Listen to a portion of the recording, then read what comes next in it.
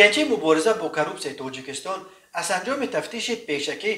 ва бо тасдиқи фикри айбдоркунӣ ба додгоҳ ирсол шудани парвандаи мудири мактаби ронандагии ширкати чархи роғуни шаҳри Истарафшан Неъматулло Ибодуллозода ва шарики ӯ шаҳрванд Илҳомҷон Абдуллоев хабар дод. маркази матбуоти агентӣ дар шаҳри ин парванда гуфт Ибодуллозода Неъматулло дар вазифаи директори мактаби ронандатайёркунии ширкати чархи роғуни шаҳри Истарафшан кор карда бо мақсади тасарруфи молу мулки ғайр бо роҳи фиреб ва суистифодаи боварӣ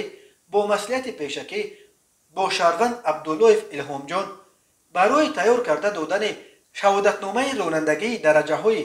Б, Ц, Э аз шаҳрванд А маблағи 8200 сомонӣ талаб намуда, аз ин маблағ 5000 сомонӣ гирифта,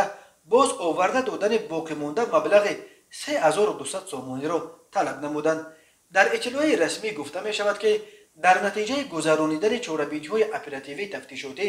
Ибодуллозода бевосита баъде аз шаҳрванд А гирифтани 3200 сомонӣ дар ҷои ҳодиса дастгир карда шуда, маблағи мазкур ҳамчун далели шаъӣ ёфта гирифта шуд. Ибодуллозода ва Абдуллоев бар асоси бандҳои Б, В ва Г-и қисми дуюми моддаи 247 Кодекси ҷиноятии Тоҷикистон ба қалобӣ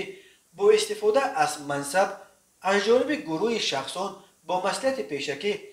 ки ба ҷабридида зарари ҷиддӣ овардааст айбдор мешаванд. ба онҳо бар асоси ин банди қонун ҳамчун ҷазо ҷарима ба андозаи аз 365 то 912 нишондиҳанда ва ё маҳрум сохтан аз озодӣ